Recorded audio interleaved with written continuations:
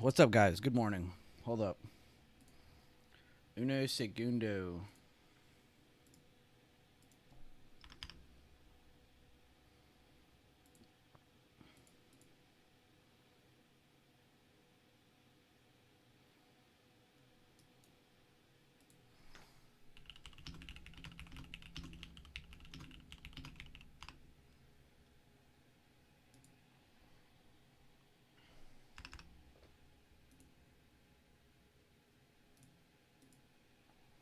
One second. Sharing the link around because I'm so bad at doing this every day.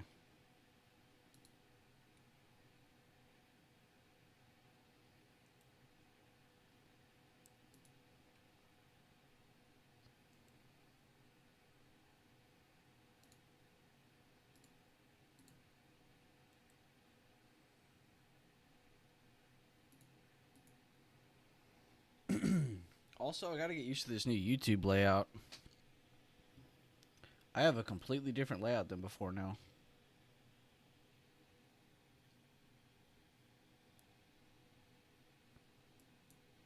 I mean, look how this looks. This is scary looking. I could see the main, and then it shows like the phone. It's so weird.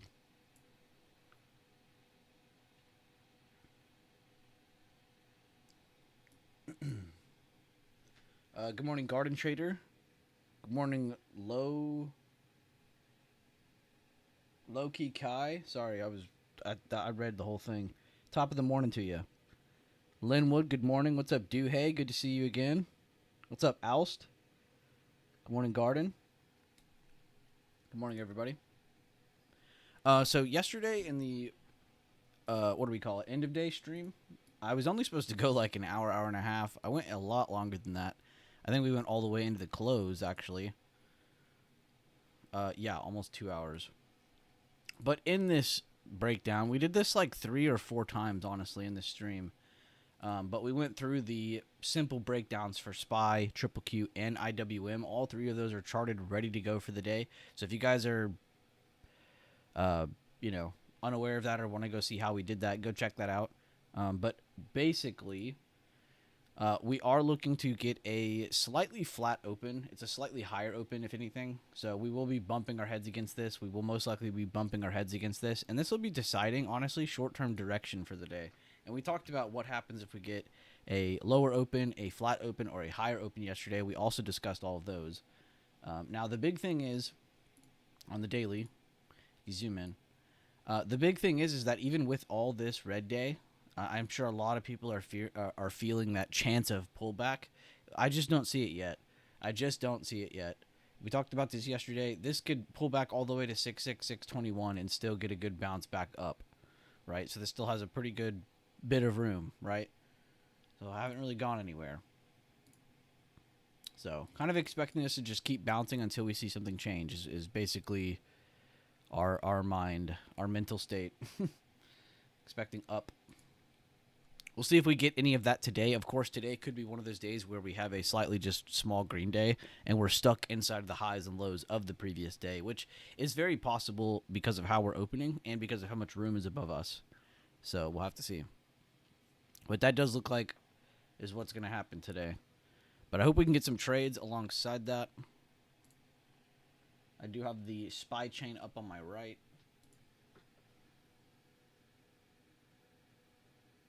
Howdy, howdy. And be sure to drop a like on the stream. I don't even know where to look anymore. Where is that actually?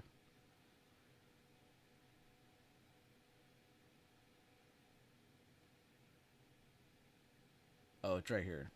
That is so weird.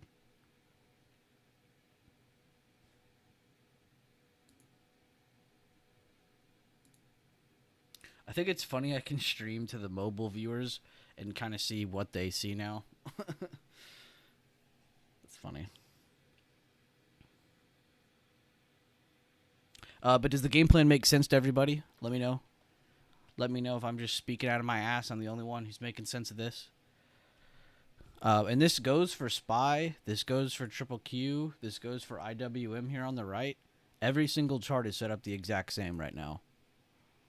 There is no difference between them. levels wise. Of course, one can start pumping while the other one's done. I mean, we're seeing that right now. Tech's trying to go up. We're seeing a rejection on IWM and SPY. The reason I'm watching all three of these is just because, again, they're the same setup. It's pretty easy to look at. Shouldn't be that hard to trade. But let me know if I'm making sense, if you guys are good with the game plan.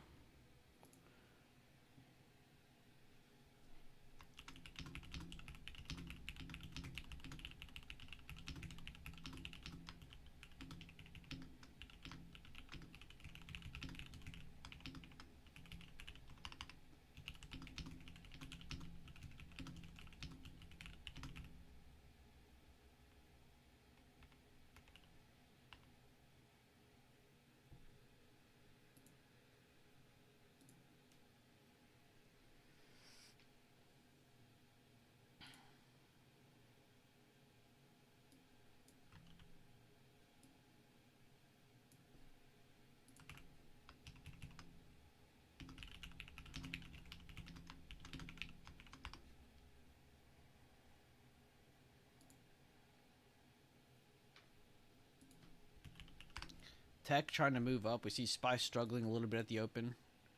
Small caps pulling back. So we have three different charts. Or three of the same exact chart doing three different things. Funny how that works out.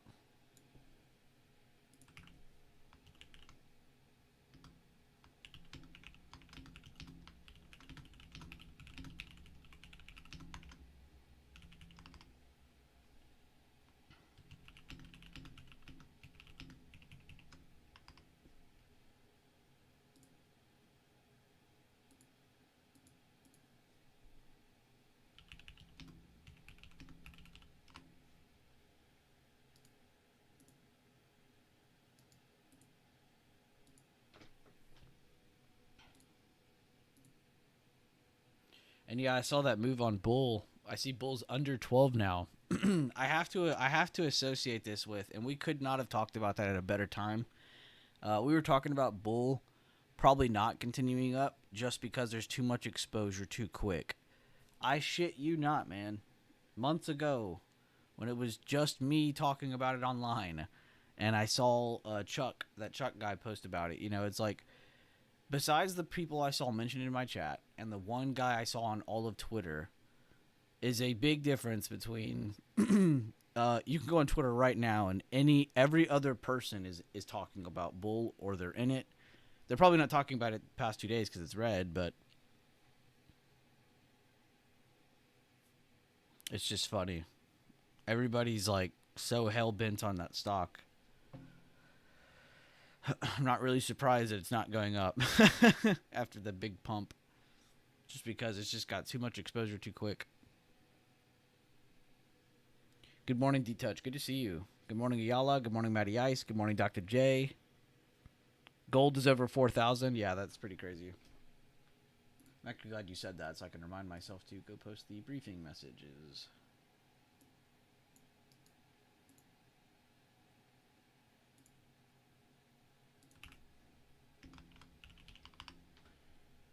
U.S. stock futures rose, suggesting the equity surge is set to continue as investors cast aside fears about lofty valuations and the billions pouring into AI. Gold surged above $4K an ounce.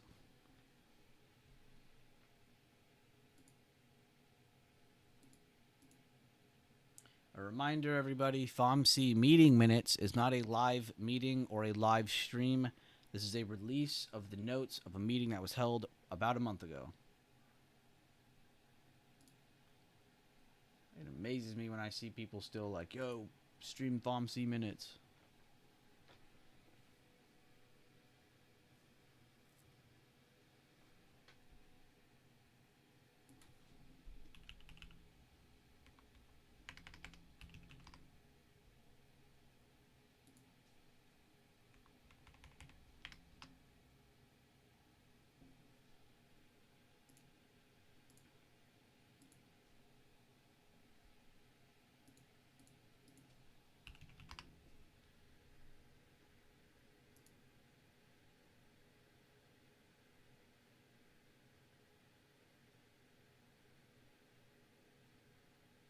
You know, I just realized I didn't even write down the strike for the BAC contract. I hope everybody understood what the hell I was saying.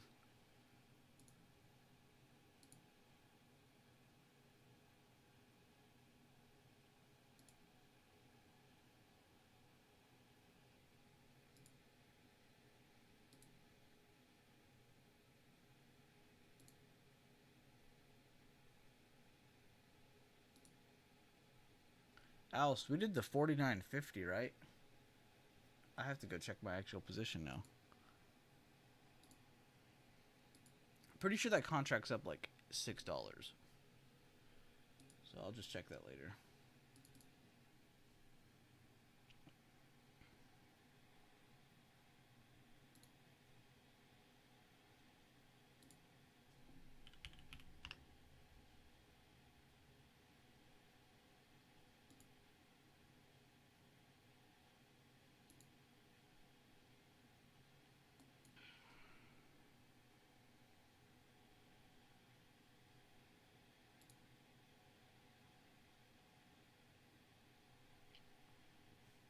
There's a chance we went on both trades, actually. I could see BAC doing its thing today, and then Open will probably chill, and then make its move like a couple days. Which is why I gave that one a lot more time, because I didn't think it was going to be like an overnight thing.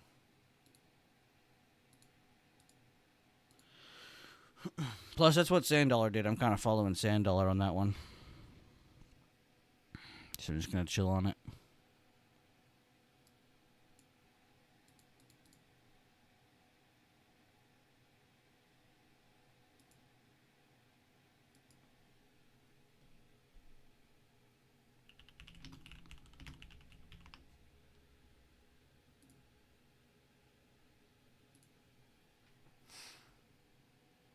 Good morning, Alexis. Good to see you, man. Sorry, I was reading a bunch of shit from Discord. So far, we've just seen a rejection of the previous day 50% on both SPY and IWM. I would like to point out that Triple Q is doing its best to get over this, so that could easily point out your tech charts are trying to move up higher. I see NVIDIA, AMD doing pretty good. I see Microsoft is green. Apple is flat. See if that continues, though. It's getting over that good level we had from a couple days ago, really. Amazon had a gap up. Holy shit, Avgo. It's funny. I was literally just looking at this yesterday. We talked about this literally yesterday because somebody asked me what do I think about Avgo.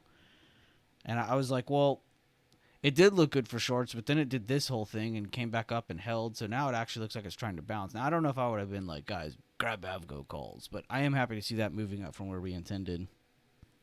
Because this was one of the charts I kind of went over for a little bit. Put a little energy into. JPM, you ain't looking too good.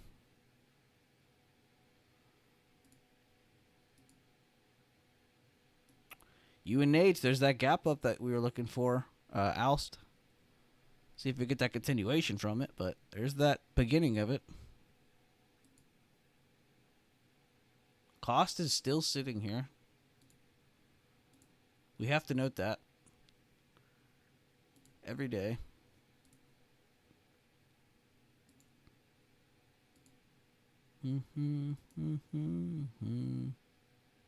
Alright, I guess I'll go back to SPY.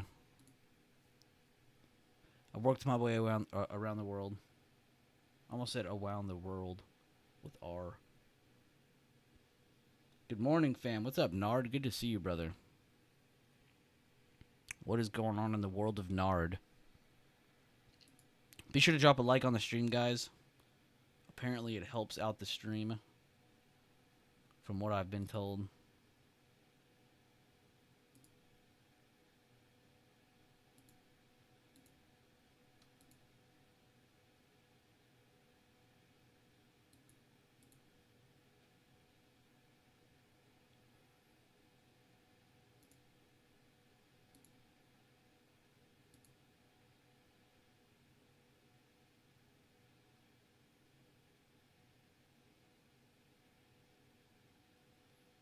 Yeah, my fans are working really good today. Holy. The air circulation in here is crazy. I don't know about you guys, but here in the South, we love fans. I am seeing more pullback there on SPY. Triple Q, IWM already filled their gap.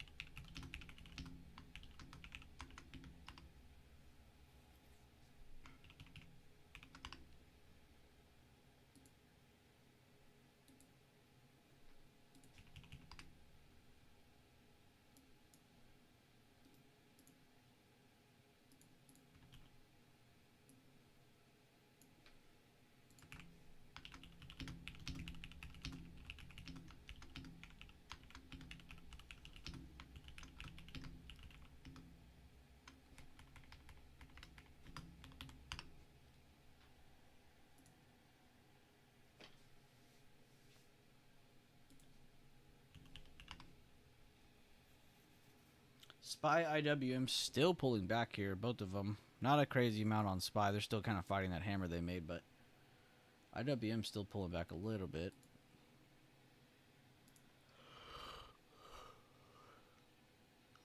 Again, I think it's so easy to like feel the fear right now because we just had a nice red day. Past couple days have been red, but haven't really gone anywhere. And right here, we're rejecting. So I think you're gonna feel a lot of fear in the market,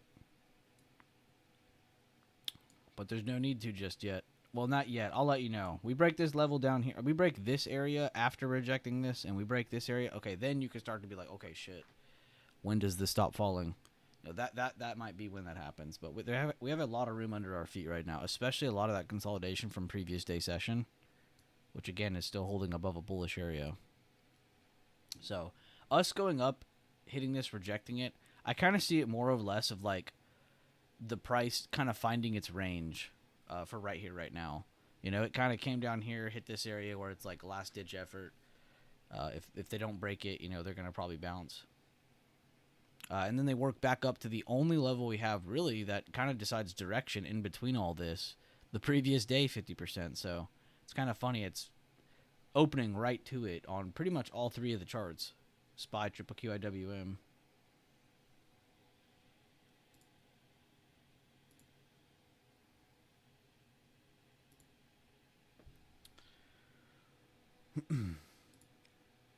Again, guys, be sure to drop a like on the stream. If you guys have anything you want to share, please feel free to throw it out there.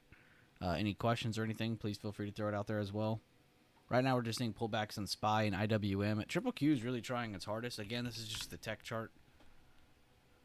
They were trying their hardest, but they're definitely having to slow down a little bit now due to everything else not really helping them. I mean, if you look at the left side there on my watch list, AMD is the only thing continuously still pumping up. Well, Avgo is as well. UNH isn't really the biggest weight. It's also not in the sector I'm talking about. Actually, let's see that. Let's see that visualized. Yeah, look.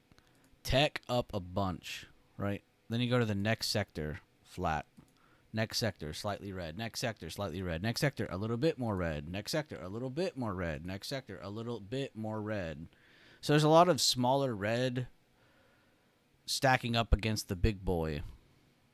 So that's why your triple Q chart, your SPY chart is probably not going with SPY. With triple Q. God, I'm all over the place right now. But yeah, that's most likely why.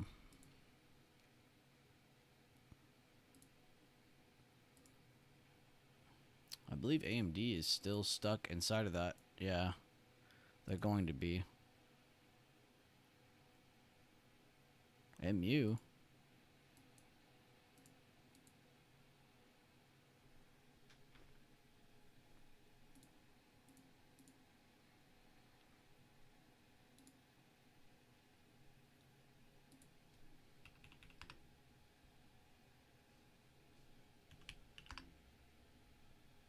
You're watching Apple double inside bar on the daily. Good looks. Yeah, Apple's a great watch today. I know we talked about that yesterday, but I am happy to see people looking at that still. Plus, it's Apple. It's not a bad options chain. It's not a bad chart to be watching. Pretty important, if I do say so myself.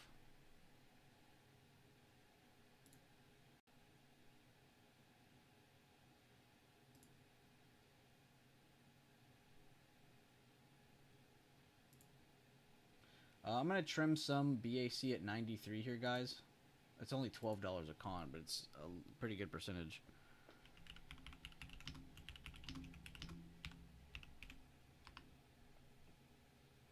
Which isn't the craziest, but I do need to kind of slow down on that one.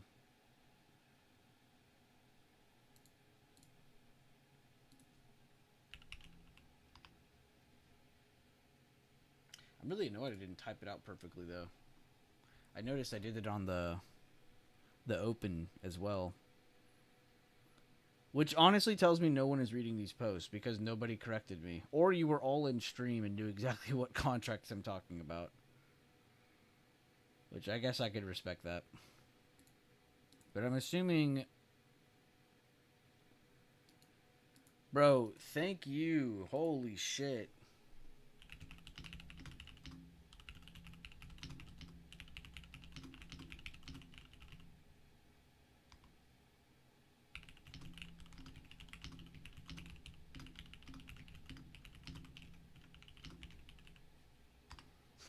Shout out to LRD, bro.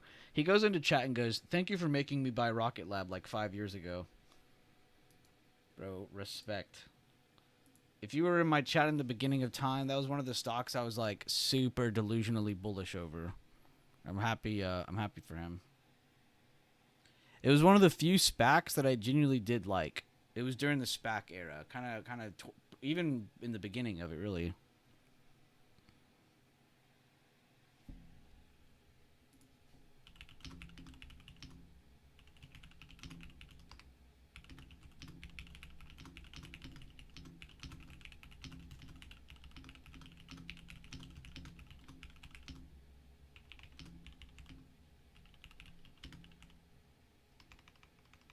Why's my keyboard doing that?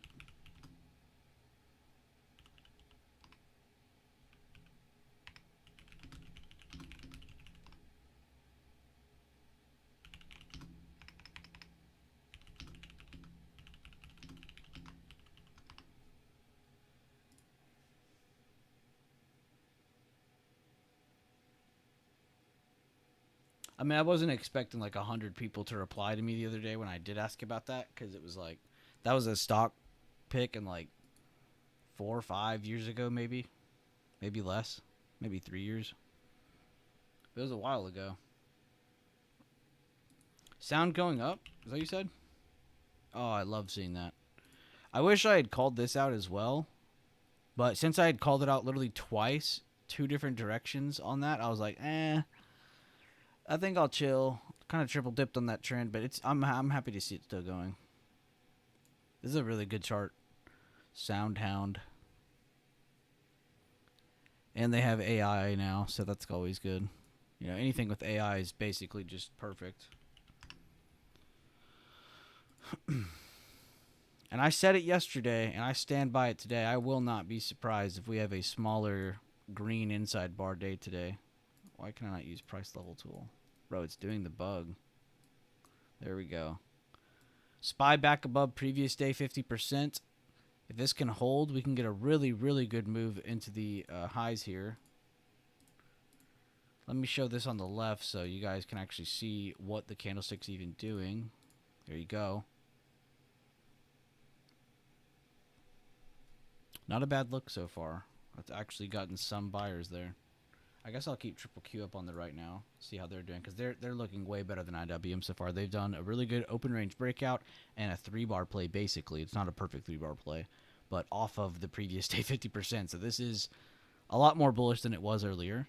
It honestly just needs the help of SPY. It looks like, and it's funny because I was just saying that first green candle they get is one of the better looking candles on Triple Q. So they really do need help from the S&P. But like I said, we could be getting a mixed opening here. We have had a couple of, rampant days, I'd say. Fig is up 10% today. Don't you be lying to me. Where's my best shit ever watch list? Here it is. No fucking way, dude. Oh my god, I'm so happy. This is one of our more recent stock picks. Let's fucking go. This is the next Adobe, man. I'm telling you. Sanddollar or Robert. One of those two put us on. Robert Taylor or Sanddollar. I cannot remember. It was one of those two. I'm pretty sure it was Sanddollar. But yeah, no, huge, huge move so far. When I saw this, I'll be honest with you, I was like, all right, don't get excited. It's just one green day. Then I saw this and I was like, all right, all right, all right. Don't get excited. Now I'm getting excited. Good shit though. Thanks for reminding me. I didn't even. I really do try my best not to pay attention to those stock picks because I don't like to get emotionally invested. You know what I mean? Do I want it to perform and do good for me? No shit. Do I want to waste the energy emotionally watching it all the time, rooting for it, crying when it isn't going up? No. But I do appreciate an update because I try my best to avoid that. I saw LW is doing pretty good too, honestly, past couple weeks. BE is up as well. But yeah, our little pick watch list is kind of killing, not going to lie. Half of these are from Sanddollar, to be honest. But it doesn't matter where we got them from. We had them on watch.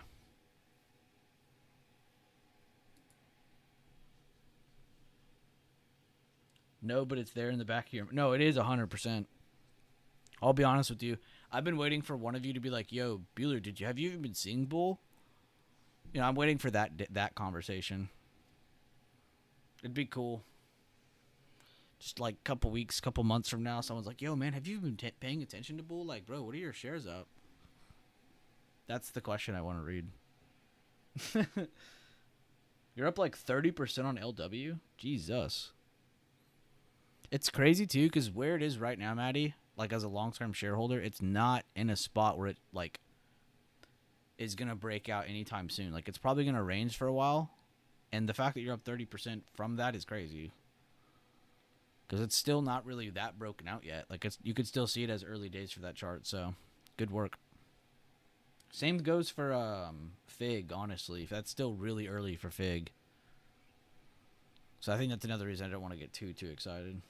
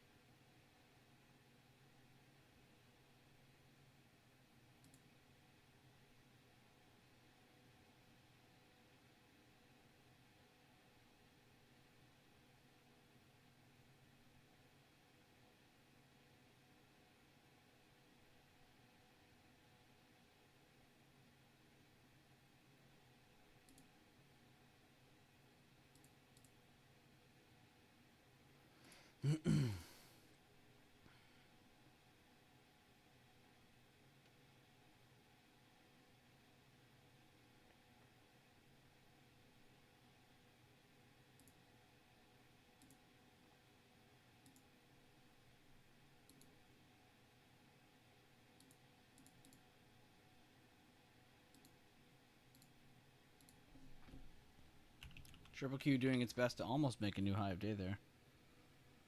Not quite.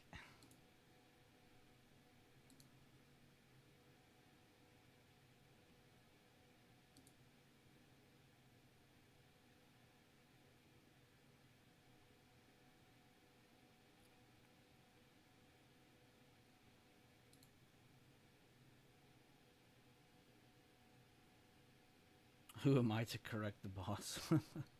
Feel free to correct me. I don't mind it. Unless it's something I'm like super hell bent on, then definitely don't get in the way. You had a great average, $50 and some change. Oh, that's right. You kind of bought around where I did. I think mine's like 53 or something. Like it's like a low 50. Good shit though. Good shit. Is it still raining over there? Or you're all good now? I actually got a little bit of rain here the other day. It didn't last that long, of course. Small caps, you're failing us. Spy, you're failing us. Is Triple Q about to just run up on its own? That'd be pretty impressive.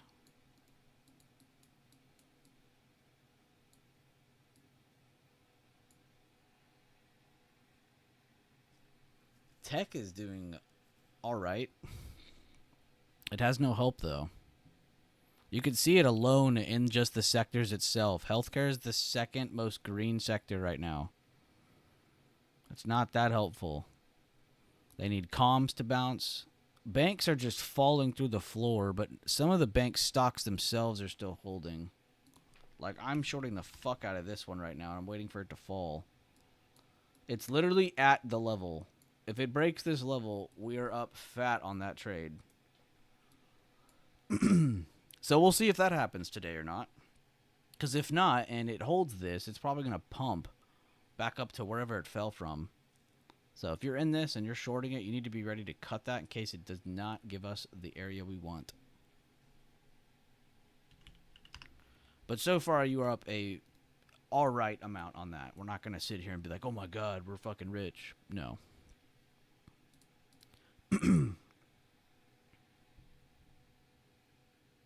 Cleared up just a slow start this one. Oh, damn. Hey, man, a slow start's always good now and then.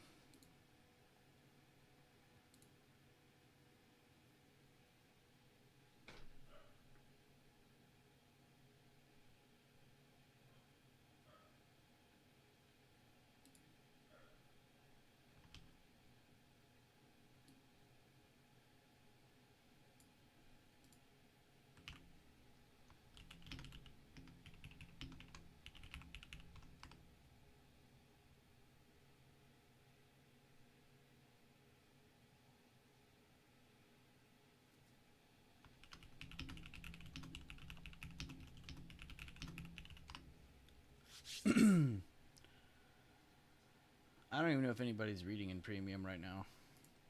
I've been updating all morning in there. I don't even know if who's in there or not.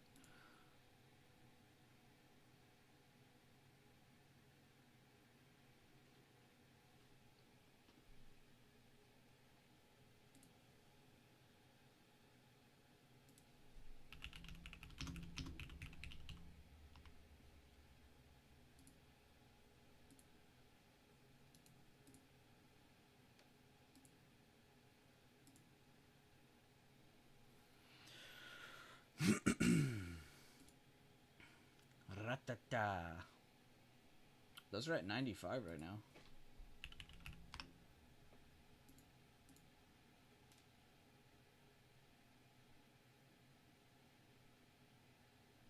Yeah, it's weird. The open contracts are up too, but they're supposed to be down from what I'm seeing.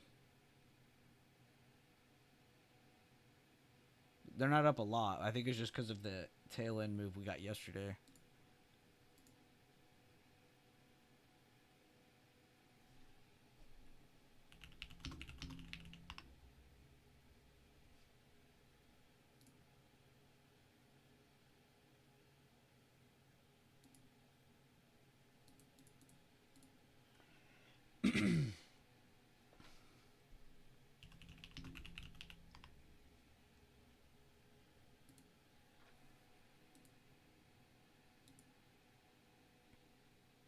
How's everybody in the stream doing so far? Make sure to drop a like on the stream. I'm honestly having a tough time even seeing where the likes are on the stream.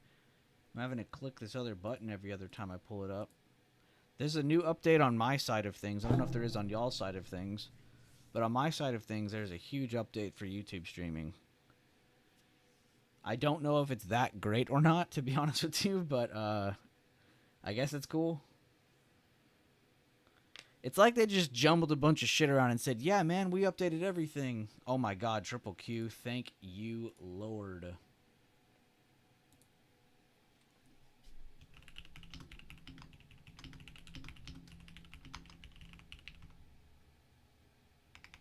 I forgot I renamed Premium.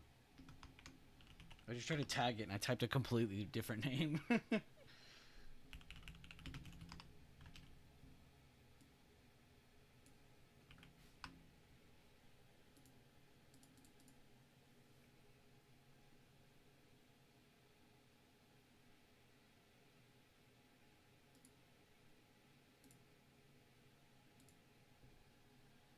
Spy finally helped out. I'd said it, man. I said it 3 or 4 times this stream. All we need is Spy to somewhat help out a little bit, and you will see this pump. What did we just get? We got the pump. Can we actually get it a little bit more, though? There is room to 609. If Spy continues to help, I have to assume that is definitely going to do so. We're probably going to have to cut the BAC play early. What is that at? Oh, it's actually up again. What the hell? Huh? That contract is at 96? How's that possible?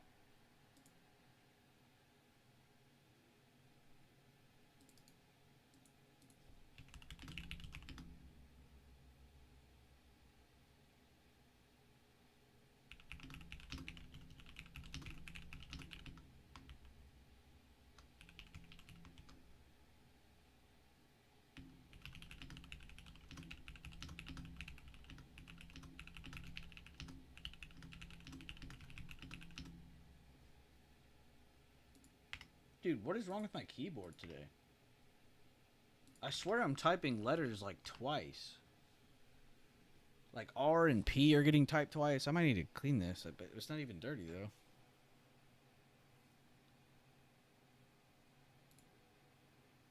And yeah, be careful, Oust. I did notice that too, but I didn't know if you were like if you were that worried about it. But yeah, definitely chill on how many you're in at one time. Even if a bunch of them pop out at you at once, that's going to be your most overwhelming part. You know, it's like, oh, fuck. Which one do I take? So definitely be careful about that. I'm not trying to, like, fearmonger you or anything, but...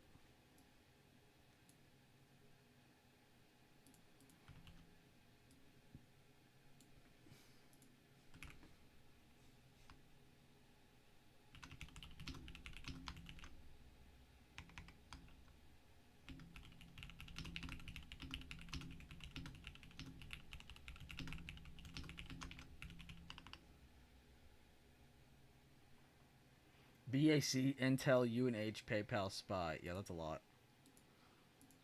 I'm never in more than 2 swings, and if I am, I try not to scalp. Try to close out something before you start scalping. That's my personal, like, boundaries. Do you. I'm not telling you what to do.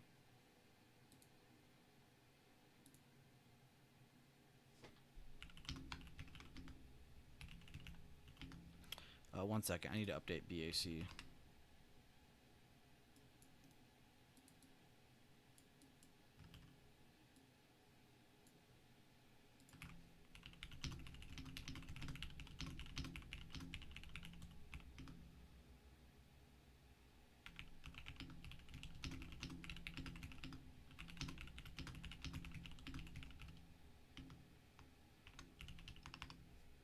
Alright, trigger is set for BAC. Not updating that anymore. Basically, you can take it all right here, or you can wait for this to break. If you get a break of 50.10, get the fuck out. We're going to keep that as a small win or a small loss. That's not going to become anything more. Unless it just dumps, then good work. But we are not doing anything crazy on that. It's only a next week con too, so I like to be quick about those. And then open, you're a different little demon, aren't you? And then open.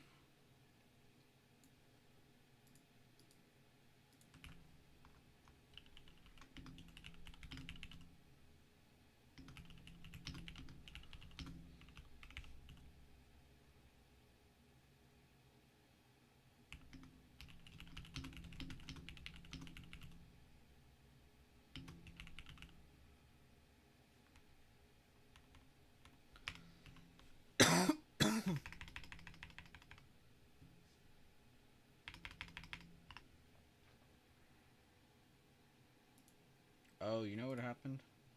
I probably hit start recording on accident. And it made the screen lag.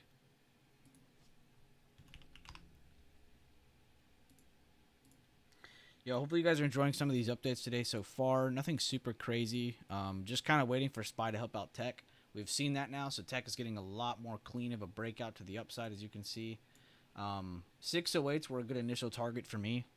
I said 609s are possible, but you don't need to be holding on for dear life on a position like that when we see other sectors struggling. So just keep that in mind. But good work if anybody was just kind of paying attention or just following along. Again, I'm not here to pressure anybody to follow me in anything, but I am happy to help anybody who's here to try to grind and follow the system.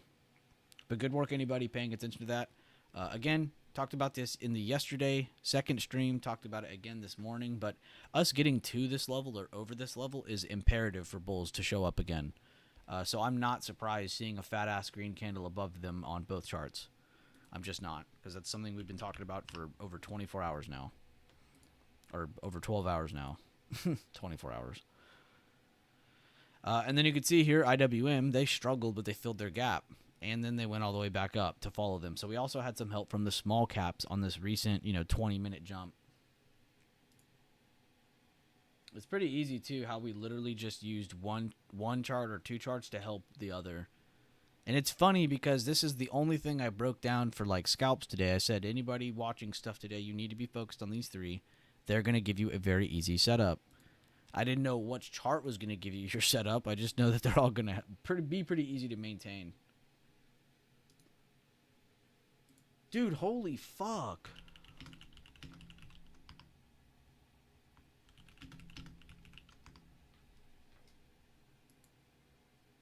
I won't even tell y'all to go to Trade Floor. I'm just going to show it. Bro, 82% on SPY. You're a fucking beast.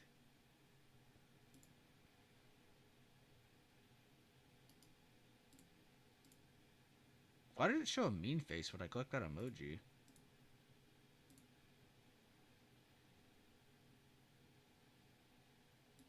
Good shit, Kevo, dude.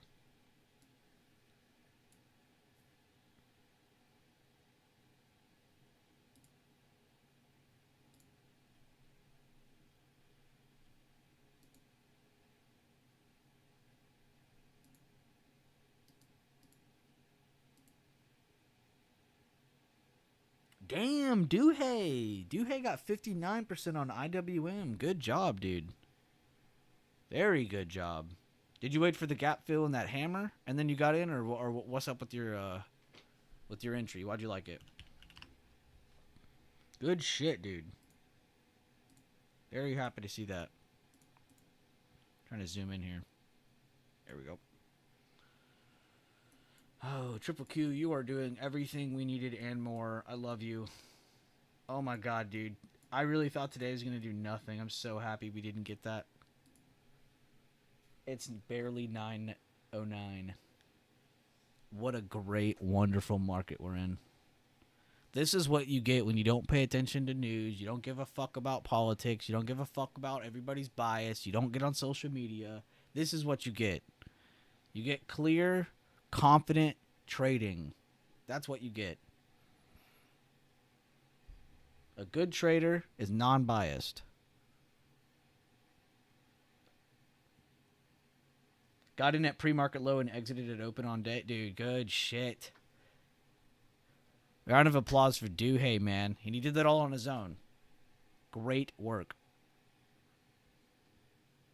And he also knew to exit at the open. Clear, confident trading. Yes, sir. You're taking BAC because you're... No, you should. You should, Alst. You're not hurting my feelings. It's not like we got rich on that play or anything. Plus, it's back over the level I said, so everybody should be out of that. I am happy to see, though, that even when it broke back above our new stop loss, I guess you could say, it was still green. That I can be proud of. Not the biggest of gains, but that trade did all right. It could have been a lot better. I liked the setup. I loved the sectors. The whole XLF sector looking like it wanted to do that. We just didn't get the follow through. And I'm not going to sit here and be like, oh my God, why did tech have to go up today? If tech didn't go up today, my banks would have fell more. Like, that's true. But I also wouldn't have been able to catch the Triple Q scalp. You know, there's opportunities that are taken. There's opportunities that are given. I'm preaching today.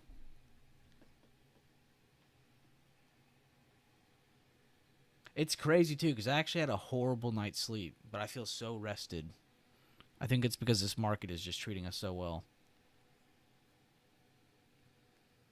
I'm super fucking happy this got to almost 609 too, because it's like you want to be right about your trades, but you don't want to be small right. Like you don't want to always be like, oh, I called that out, and then high of day happened 10 seconds later. Like I'm so good. Like no, you almost want it to go beyond where you've traded.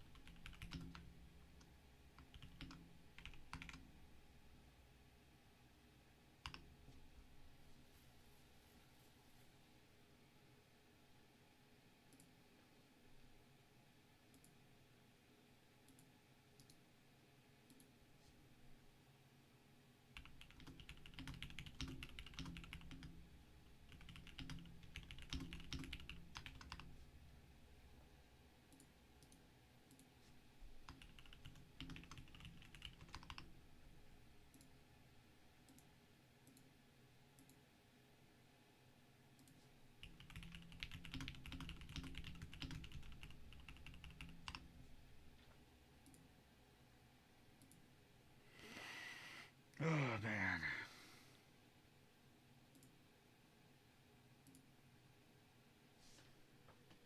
122% scalp on SPX. Took call once over the previous day control point with CDO as my stop. I love that that planned out. That like was there for you.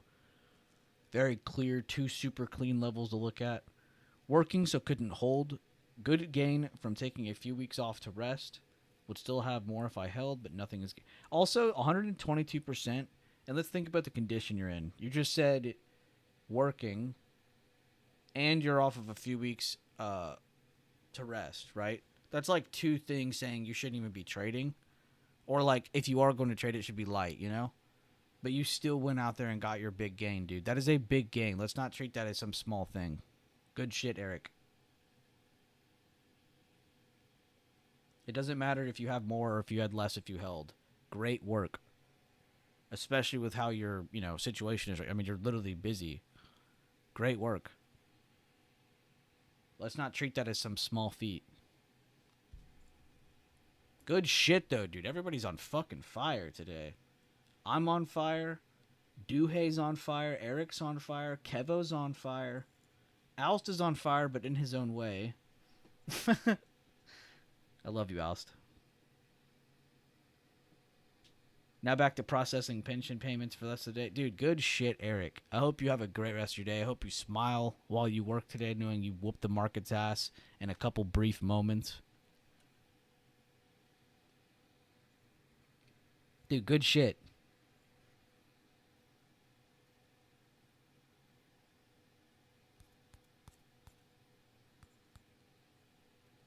And I stated this in the premium part of chat, but I said I am done for now on Triple Q after the higher low that held the previous day 50%. I am chilling on that now. We're done. SPY finally showed up to help us. Went up, pumped. Now let's see what SPY can do. SPY has still got a little bit of room above it in the same situation that Triple Q had a little bit of room above them a little bit before SPY started helping them. See if they can reach that. Which, again, guys, this is pretty important because these levels above our heads are all-time highs. That dotted line is all-time high. This right here, this is the 5-minute supply of the all-time high. That's what this is on SPY. So, it's not like we fell $50 and we're back up to all-time high. Like, we had one red day, if you think about it. All these days are in the same exact spot. All this did was just cover that. It had the liquidity because it went for all-time high that day. So, of course, it was a big red day. We talked about this. But no break of anything. No break of structure. No, hey, bears are trying to show up. Hey, bulls are trying to go home. No signs of that. So, good job if anybody who's been here in my yesterday stream at the end of the day. It was about a 2-hour stream. And then good job if you were paying attention this morning. Let's just see what else we can not really get. Let's not force anything, but let's watch some shit. I think I'll keep these up for a little bit longer just because they were respectively our main focus for the day. I'm happy to see everything working out as intended. We talked about situations if we had opened lower. We talked about situations if we had opened higher. We even talked about if we opened flat, what to do. If you guys have any questions on that, feel free to throw them out. And I would like to say this. Anybody who is taking any trades from these game plans, it's not my credit. These are just the levels. It's how they work. So if you got any gains, any trades on this stuff, all credit goes to you. Seriously. 110% from Bueller's plan on SPY calls on a day where it seemed uncertain. Dude, it really did seem uncertain. The very beginning of the day, it really felt like after like 20 minutes went by, I was like, oh, this is the day we're going to get. That's great. Like, that's kind of what it felt like. So I am also happy to be wrong about that in the early part of the day. And it's funny, though. You could still feel that way and take action on trades. Take action on things that are going your way or something you planned. You know, it doesn't have to feel the best. But it is definitely nice when we're a little bit more in the momentum feel of things when things are going our way. Good shit, though, Kevo. All credit goes to you, man. I know you were sniping that level regardless of me talking about it. Good shit on that. I'm very happy for anybody who might have been following along on Triple Q. I tried my best to update that in the VIP floor of chat as well, just because I'm not the best at updating there, so I'm trying my best. If you don't spam an exact contract of an exact price, people don't care. My chat, it's not really like that. I mean, it is a little bit like that, let's be honest. Some of you guys are crazy.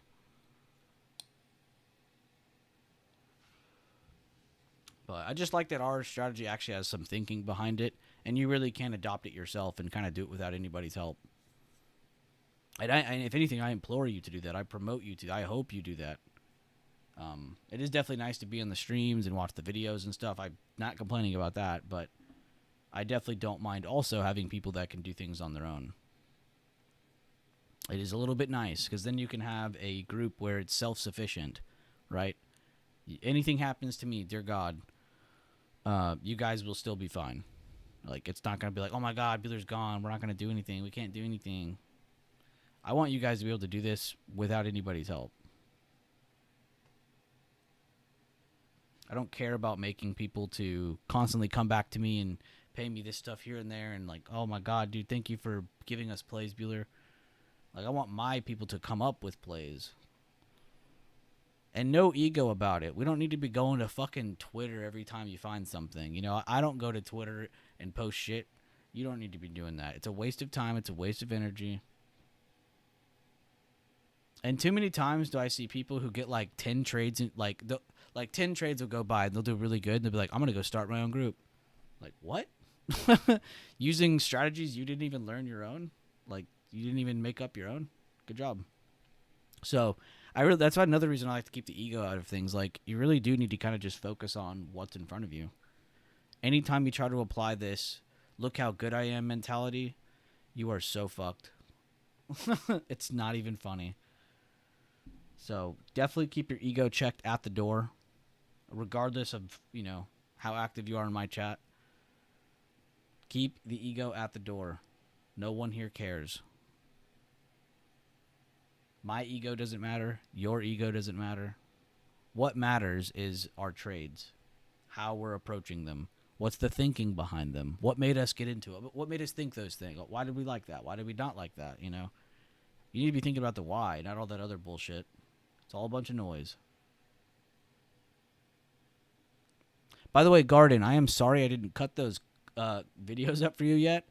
I won't lie, I was pretty fucking tired yesterday after the 2 streams, and I didn't think the second stream was going to go that long. I was supposed to end it like 30 minutes earlier, and then I just kept talking. You know me. I just kept talking. So I do have those like stream markered off and stuff. I just need to go cut them from the stream yesterday, which I guess I'll do that after today's stream. But I did want to let y'all know I was still going to do that. I did not have the energy to do it. Sometimes it takes forever for them to load too. Like from the stream to go public, and then for the clips allowed to be cut from them, it takes a little bit. Awesome. But yeah, I didn't forget about y'all. Plus, those were some really good conversations we had yesterday.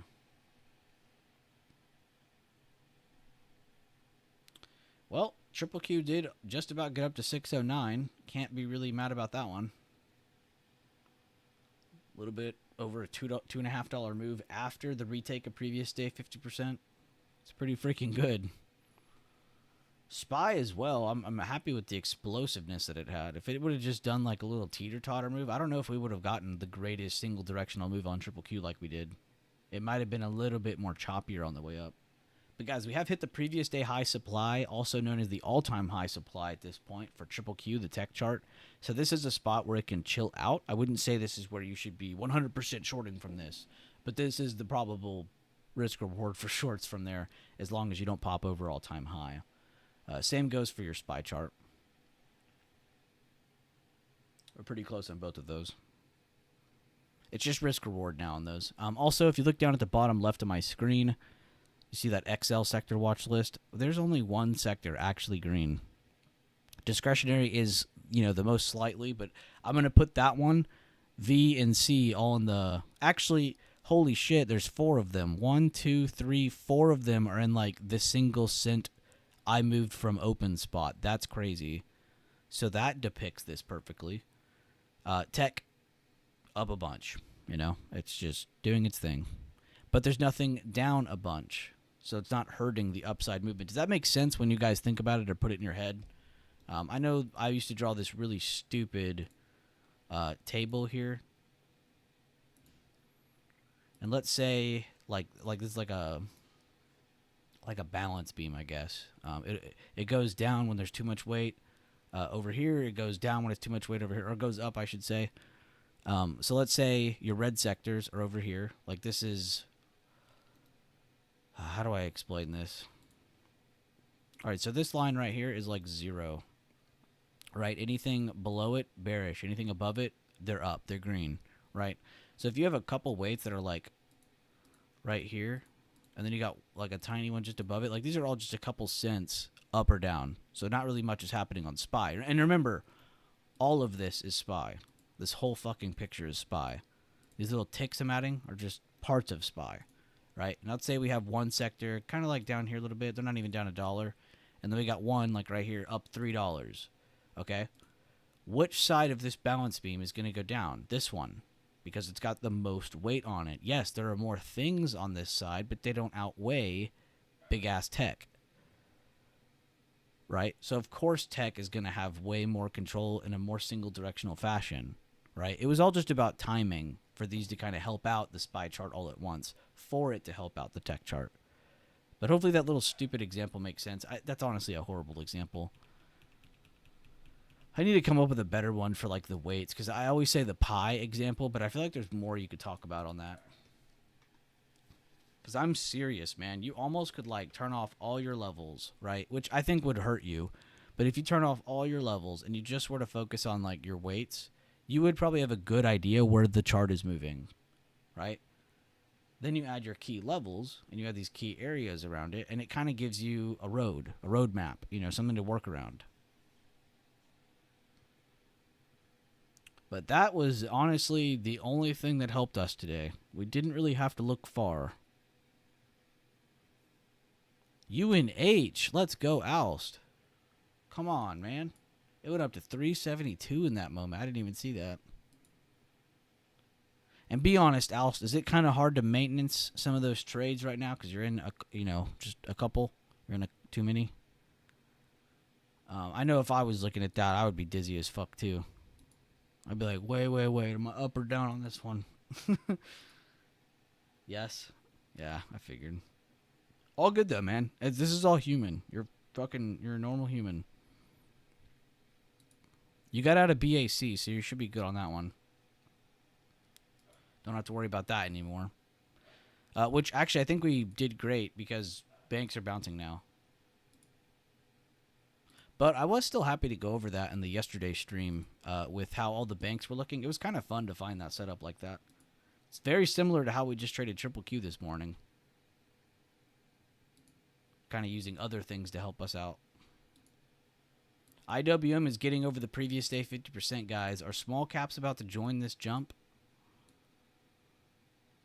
Pretty good recovery since the dip into the gap fill. Good retake of the previous day 50% still. Could small caps be the third jump of the day? Let's watch it.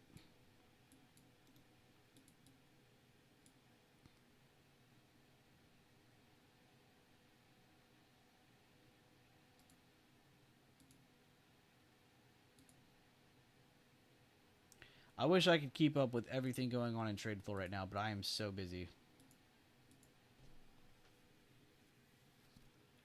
Letter Buck, why did I not see this till just now?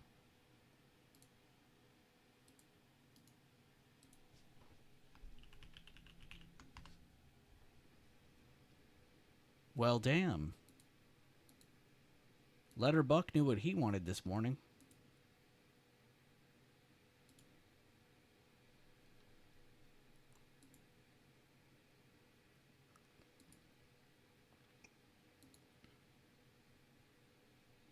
Ooh, nice post, Nardo baby. I'm just now seeing these.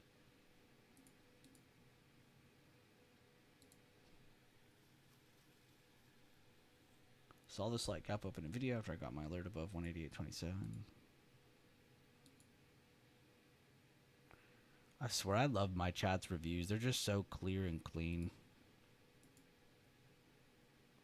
Good loss on that Nardo baby. I say good loss because you kept it small, and then your next trade you ended up getting well over double, almost triple that loss.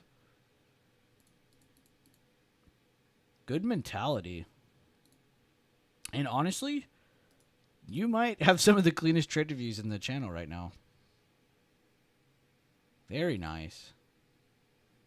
Luckily, Intel is a small position, so that one's mostly off my mind. Oh, okay. Fair enough. Okay. Well, good luck on those three. If anything, try to minimize how much you're in, but not in a fashion where you're forcing things. And definitely don't make the mistake that I always do when I'm in multiple swings is if one's going up, don't cut that one just because the other one's down, and vice versa. Oh, this one's down. Well, this position's up, so I'll just cut the other one to even my day out. Don't do that. Anytime I try to connect plays that aren't connected, it never goes well. There's been moments where I've had like 4 swings open, and because I micromanage them too much, you know, maybe like 2 of them had a small win and 2 had a small loss, or 1 had a big loss, 1 had a big win. Like, it'd be too lopsided of results. And there'd be instances where you fuck all that up. And then moments later, all 4 of them would have worked out if you would have just been patient. You know, it's like you catch yourself in those moments. You're like, what the actual F? You just look up in the sky. God, do you hate me? But no, it's actually very possible to do that as long as you don't connect those plays together. You know, if SPY is its own thing and it has no connection to this other chart that you're looking at and you're trading, like, great. Now, if you're trading like Triple Q and you're like also in NVIDIA, well, those are going to be connected no matter what. So can't really, like, you know, fight against that one. But I like that you're in 3 different things: UNH, SPY, PayPal. Like, UNH could do its own thing. It doesn't really need to follow SPY or go with SPY. It's healthcare. Healthcare is known to do the whole we don't really follow anybody situation. Whereas PayPal will definitely probably be a little bit more affected. Though UNH is a pretty big SPY weight.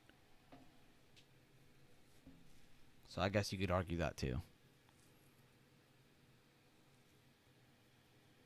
And welcome, everybody. We've had almost 30 people in here like most of the stream. Welcome. Glad to have you. Drop a like.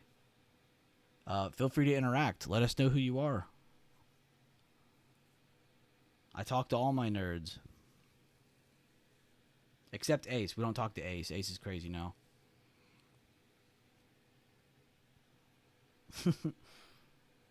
Just kidding, of course. We love Ace.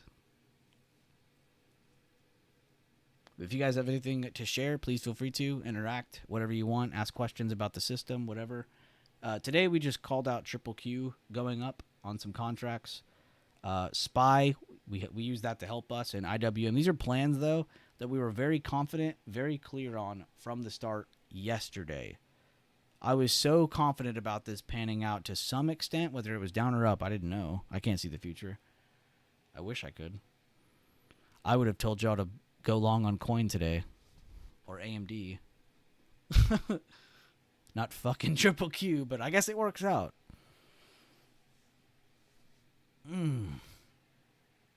Stretching in the morning is the best. UNH because Buffett dropped a few bill on it, and Spy because I like... Wait, that was the only reason you got on UNH? Oh, and the 20 estimate. Spy because I like the position from the bounce. Okay, that one's fine.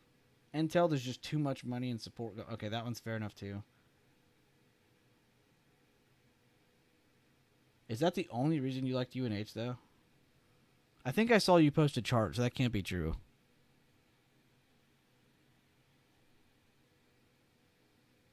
I don't know. I personally don't like following the Buffett picks after he's reported, because he literally reports it like a month later.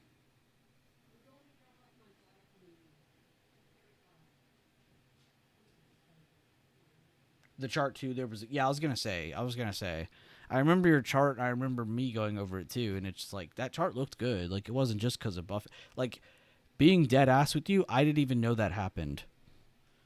I had no idea Buffett did any of that. I don't like to pay attention to news. It will make you do things you shouldn't be doing. Focus on your TA more. Because your TA's good. You got good TA. Got milk?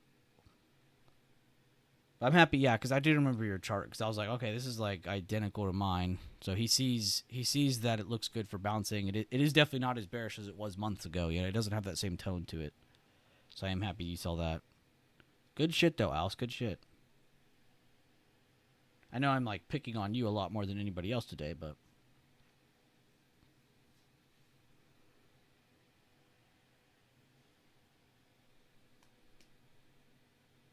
Yo, be real. Is anybody here in the YouTube stream on their phone? Are you on a mobile device?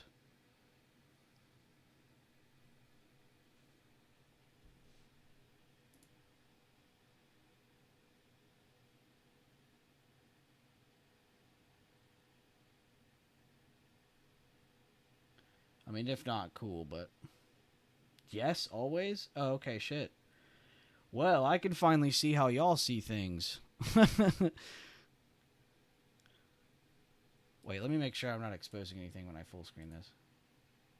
Oh, I was about to, actually.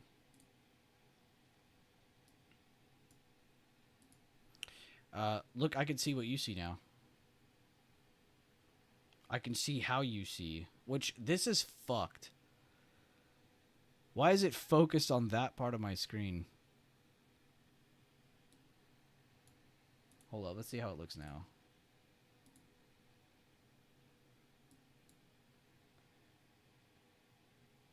Dude, if you were on a mobile, you wouldn't even have seen my Triple Q chart today. It doesn't even change it on that screen. Am I tripping? Oh, no, it does. Huh. That sucks.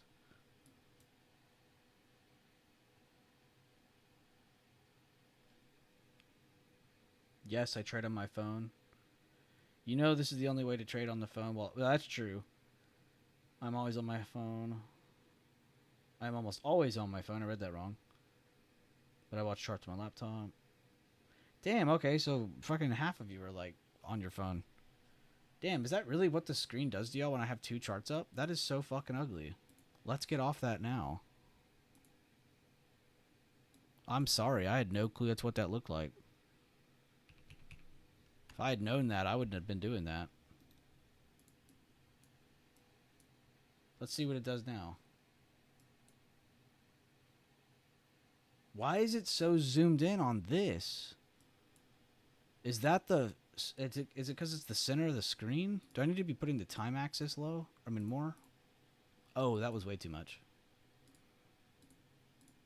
Damn, that's got to be annoying to be a mobile viewer. It's mainly audio for you. It's hard to watch your charts and my chats on the mobile. Okay, fair enough, but what the hell? Okay. Well, YouTube, thanks for coming out with this update, I guess. It made it a little more clear that people can't see shit. Bro, I almost promised more of you would be taking some of these trades if you could actually have seen the screen. That is crazy to me. I think I need to add a little bit more.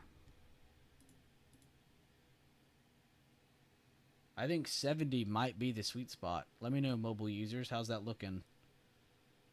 My desktop viewer is about to be so confused, though. Damn, that's crazy, bro. I wouldn't have known that, too, if they didn't drop this update. I would never have known. If they didn't drop this update where I could see how you see things, I would never have known. I know a good chunk of you already tell me you only listen to the audio anyway, but that's crazy. I never do that.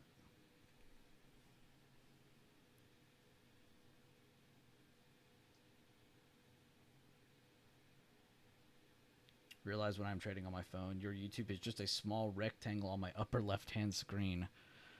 I don't know how y'all do it. I know how you trade on your phone. Don't get me wrong. Trading on your phone, I actually find it to be a lot more fun.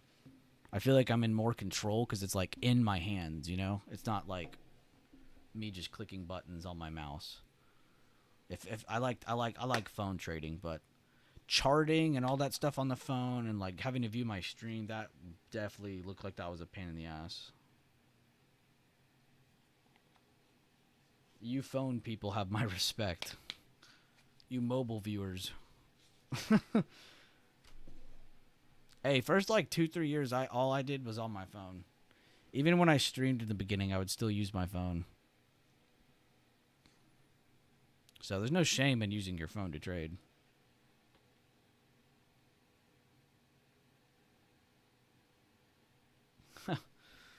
Y'all can see my chart now. That's so cool. Oh, back to not being able to see it. So 70 wasn't enough. It's because I was zoomed in. I'm an idiot. All right, let's try 100. That barely moved. Okay, we need to go to a smaller time frame. There we go.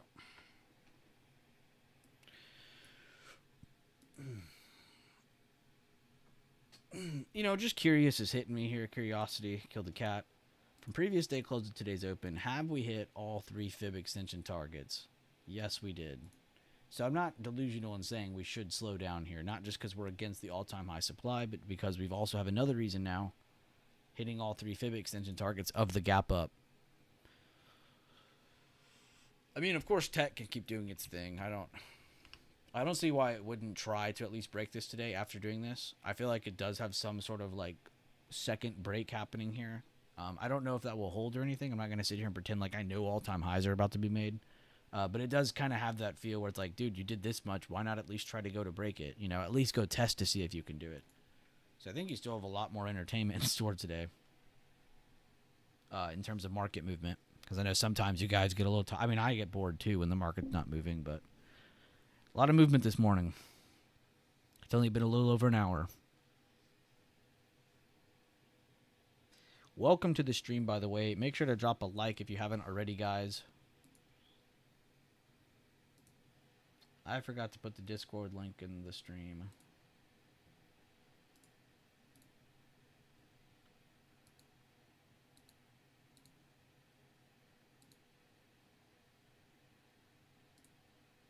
Holy shit, oust. Oust. Oust, oust, oust, oust, oust. Holy. Bro, 2% on that amount is crazy. Good shit. Like this. Yeah, I've seen y'all post those pictures with like my stream like all tiny and shit, but man, I had no idea y'all couldn't even see the chart though. See like Linwood, he has like like almost like a desktop version on his mobile popping up. Like I don't know how y'all are doing that because some people don't see it that way. I think it depends if you have it full screened or not. I think because you don't have it full screened, it opens it up more, which is honestly kind of cool. So you can go chart and still see it. Okay.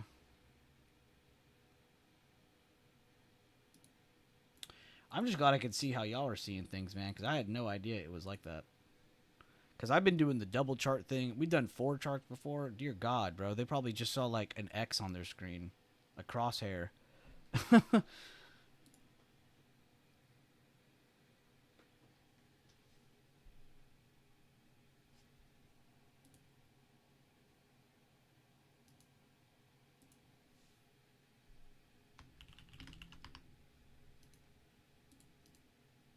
Lifetime guys, make sure to go check out Swing Trading TA. My boy username just updated both PayPal and Snow. Weeble is best for mobile, I think. Yeah, it looks like it.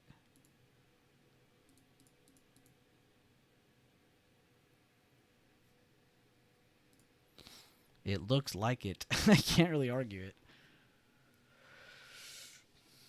Yo, I'm so pumped, man. Battlefield 6 coming out in 2 days. Let's fucking go.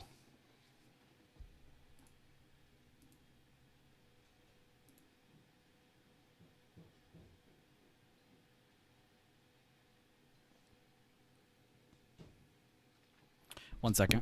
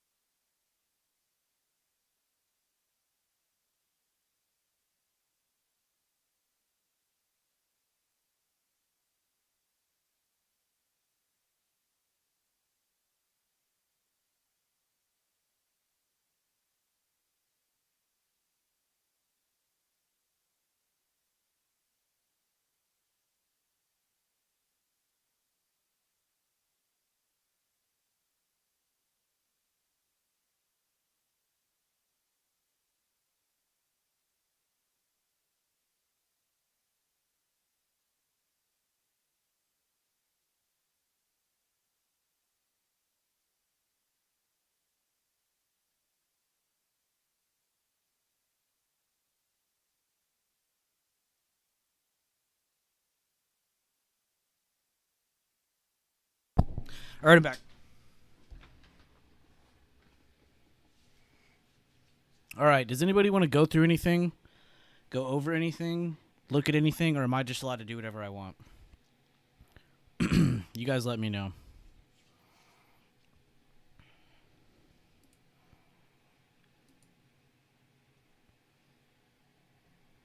You let me know.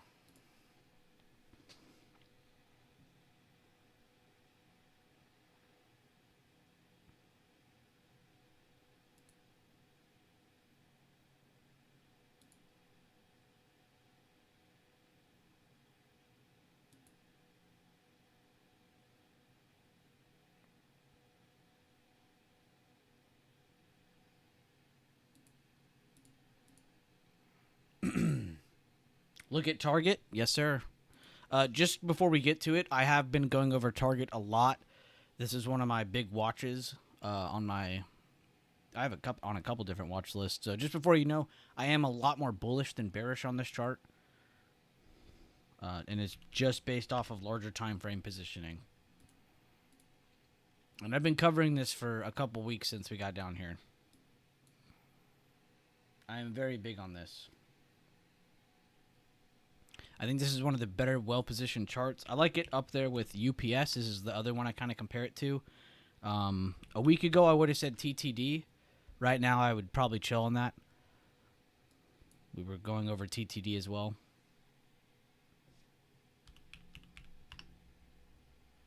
Lulu, I would wait for this to build some higher lows first because it's done this exact thing right here before it gapped down again before earnings. So I'd probably wait for this to actually produce a higher low. It's kind of just like gone up. So I would wait for this to actually build something here. It honestly looks a little teetered out, like tired out. And I only say that because of the candles. I don't mean like because of the trend. I'm just trying to mark them all. But there's a lot of small body, long-legged candles. There's 3 of them right there. There's 3 more right here. This chart is tired. This shit just ran a mile. A marathon. Zscaler. Let's check that out. By the way, what's up, Robert Taylor? I was just talking about you this morning.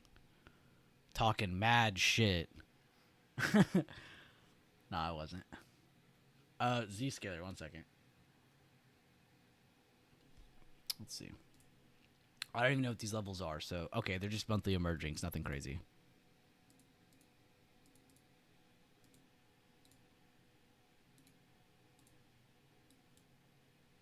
Gotta do this, make sure my mobile people can see what the hell I'm doing. I gotta look out for that more now. So those are all of our major levels. Off the rip, I wanted to add a level like right here, just because it kind of came up here, and there's that. But then there's like all this rejection right here that it's under. And it just pulled back to that inside bar of that. This looks like a chart that's trying its best to recover, but man, these candles are unbearable. There's a lot of longer-legged, smaller body candles on this, like all over here, all over here. Honestly, the whole way up, except like 3 candles.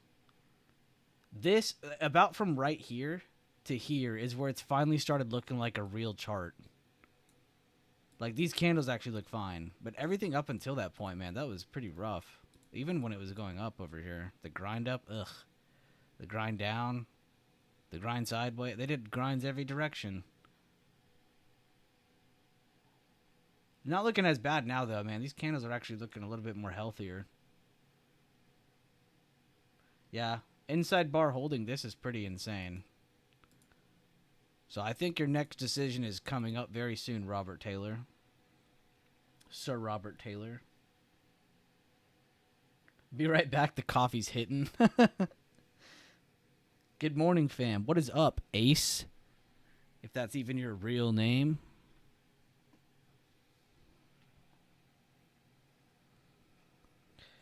Ace always just comes in here and says like 2 things, and then I never see him again. So that's supposed to be like one of the homies. Asa, what's up, dude? What's up, Carter? President Carter. Amazon looking much better today. I'll have to check, take a peep. I did trade tech today. I just didn't look at every individual weight today. CMG2. I'll have to oh yeah, we looked at Chipotle. That's Chipotle, right? I think we looked at that one yesterday. I posted some candlestick patterns on some cheap tickers and post charts. Don't know if they are ready to swing yet. At the airport, about to head home. Oh, that's right. You weren't even home. In Orlando, he's on a fucking job, man. That's what assassins do. Randomly fly without their family to a different city. You're a murder for hire. Admit it. Or don't admit it, actually. I always knew it, man. I don't know how I knew it, but I knew it.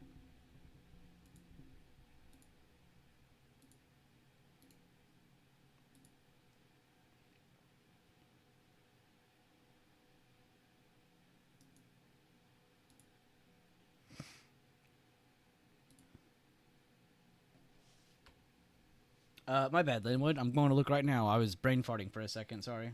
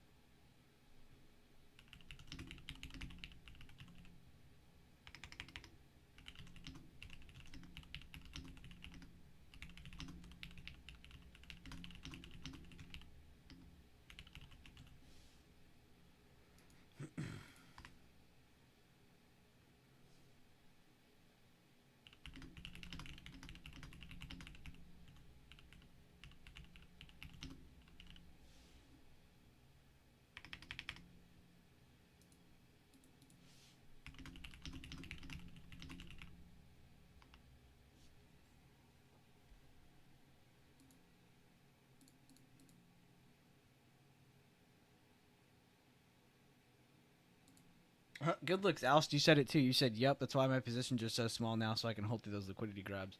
Like it's a really big thing because I don't think people really think about it that way, and I don't blame them because we weren't raised to be pieces of shit that think that way. But that is how that works. It's just liquidity. It got too much exposure, and now it went down. That makes sense. In the grand scheme of market mechanics, it makes sense that bull went back down. That's why I'm honestly not tripping right now. You think I'm not fucking sweating? It's only natural.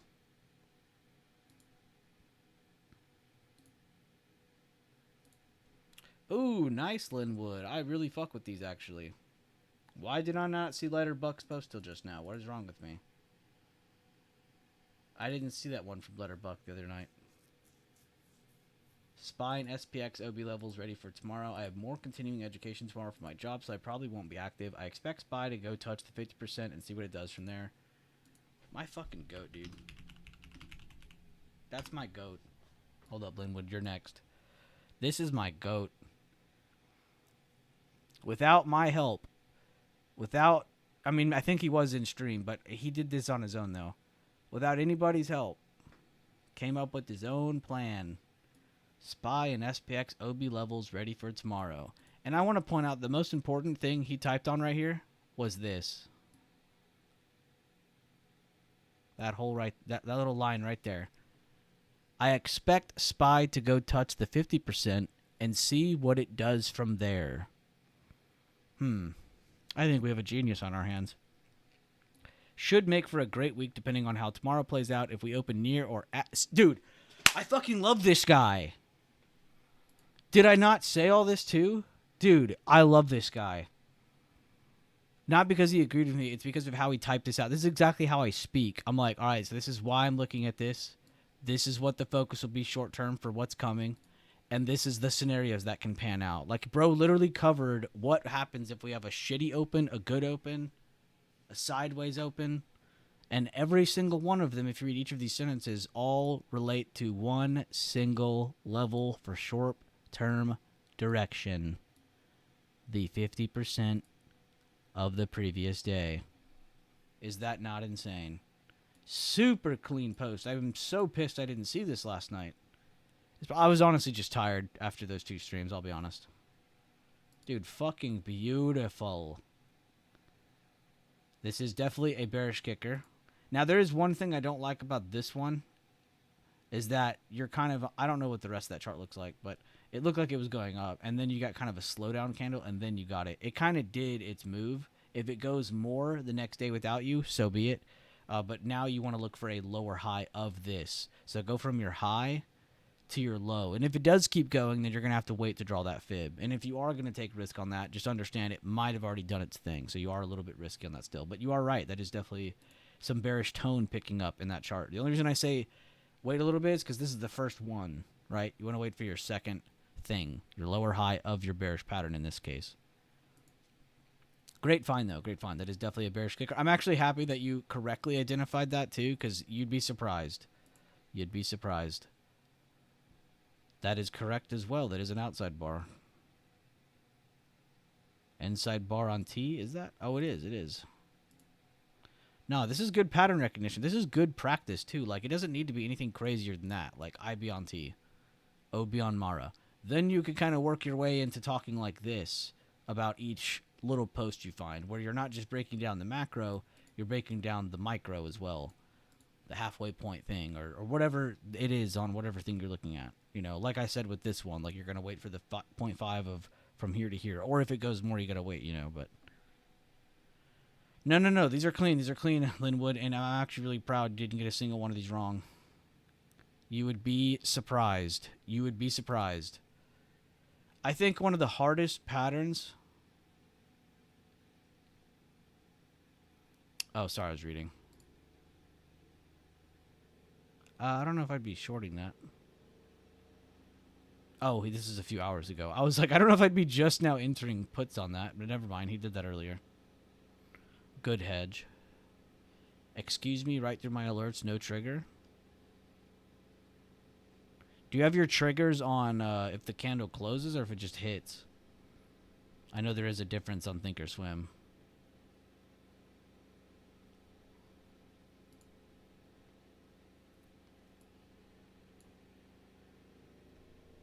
Just hits? Oh, okay. Well, I don't know why the hell that screwed you then. That's weird. Why are you sweating? What's the temp in Texas right now? No, I meant because of owning bull shares. But I was telling people why I'm still super confident and I'm not really worried about it.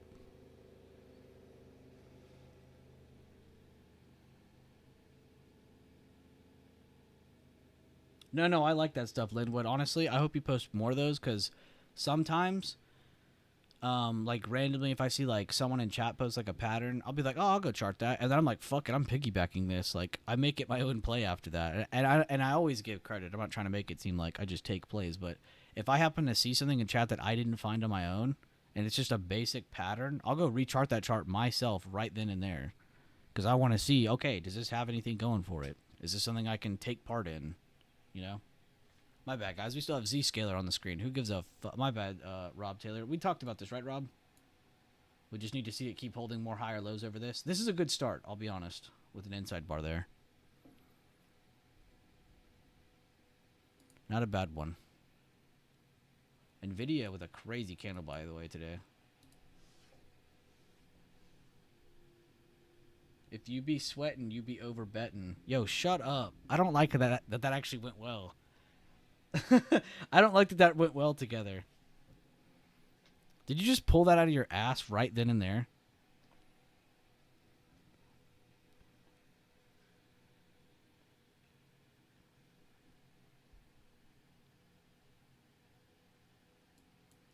If you be sweating, you be over betting.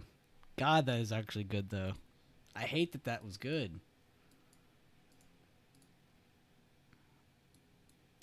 By the way, Ace, what's up, man? You never talk to me anymore after work. What's up? Are we broke up or something now? And if we did break up, I didn't get the memo.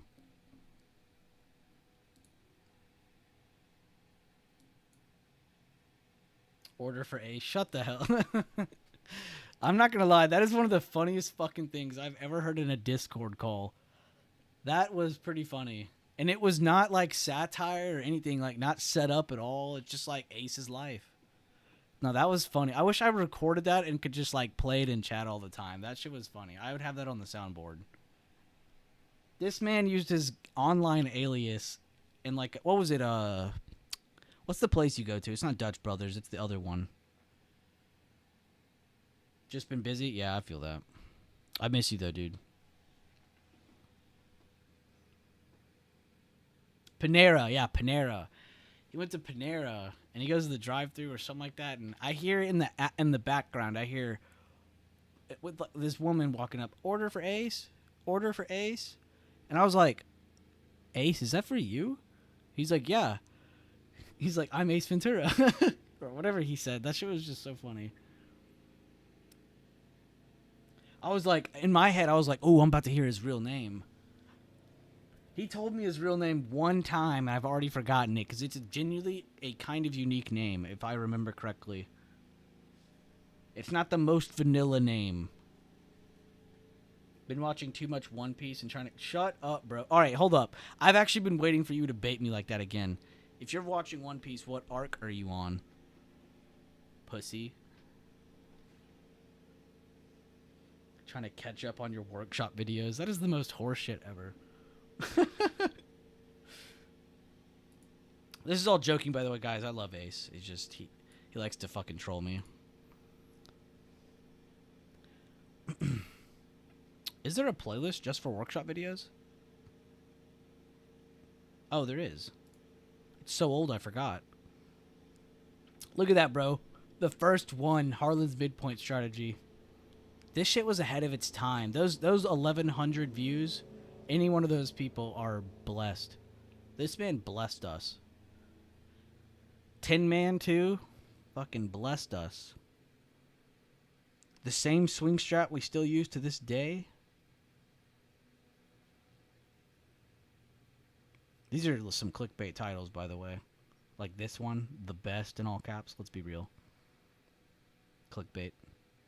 Good videos, don't get me wrong, but clickbait title. We even shouted out the strat because I see a lot of people try to promote this as their own strategy, but this isn't any one person strategy.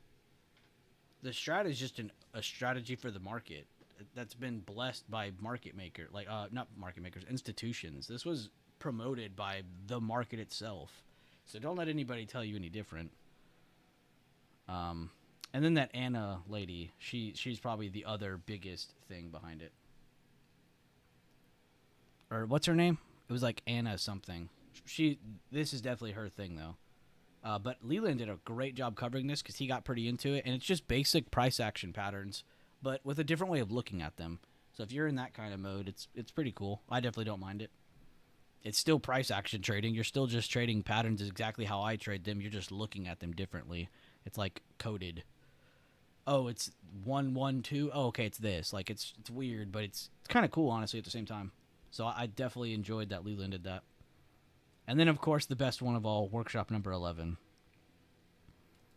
God, these are so old. Welcome to BB is the new playlist, in my opinion. If you aren't on this playlist, you're tripping. I really like this playlist, too, because it's not just me. You have Leland in here. You got Sherman in here. More Leland in here. So you got, like, all three of us in here.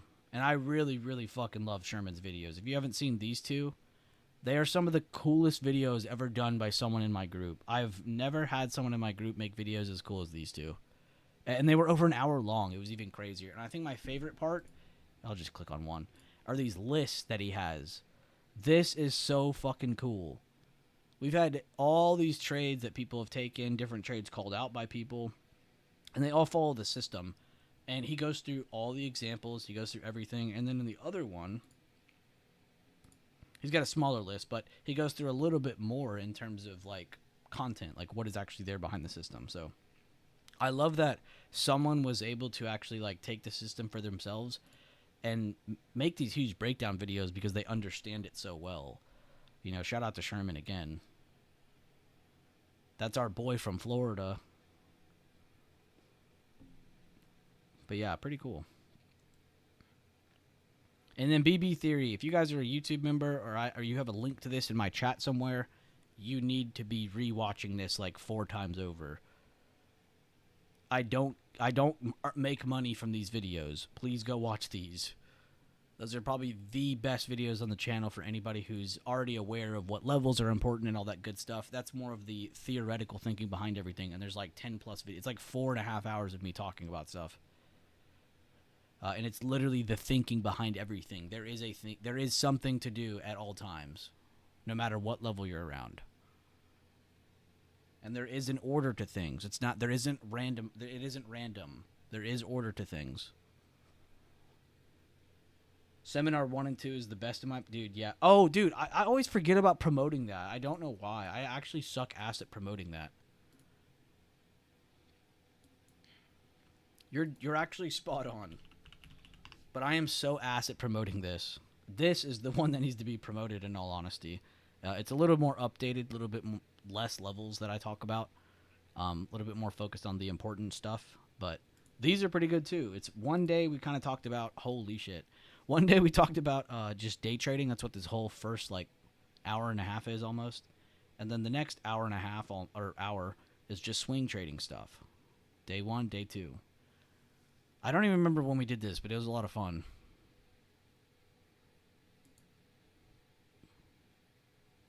Dude, holy shit, I was typing a lot.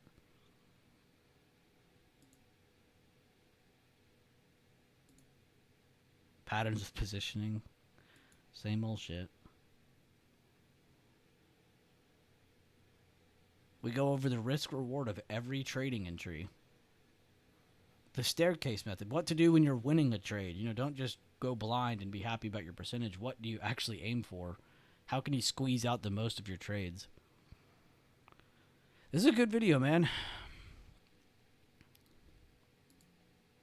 Yo, who the fuck commented this? Yo. I pinned it and everything. I don't remember that, but damn. This might be the only comment I have like this in my entire YouTube channel. Yo, shout out to whoever the hell this is. Let's go give him a sub. Oh, he trades. Wait, let's go see his channel.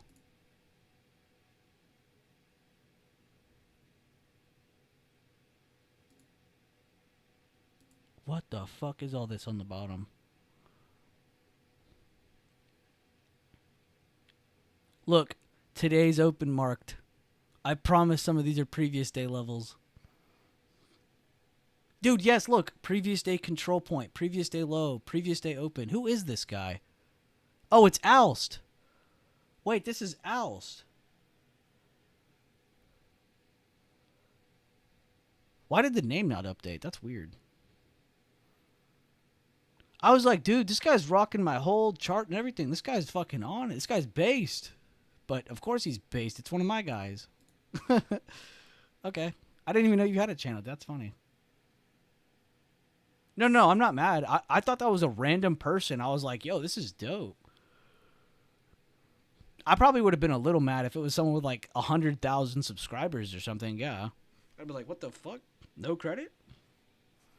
But, no, that looked, at first, I thought that was some random channel, random person that I've never met. And I was about to be honestly kind of happy. I was like, damn, let's go. Random person adopting the system. That's all I want. I just want a bunch of newbies to adopt it and make it their own thing. I like the credit where it's due, yes. I mean, I think all of us do. But when it comes to that shit, man, I don't even care. That would have been cool. Of course, it's one of my guys. I'm like getting all fanboy over this random subscribe page. That's funny.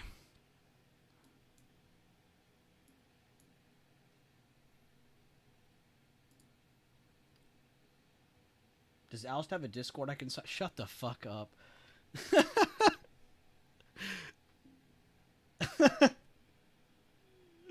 Oh, that's funny.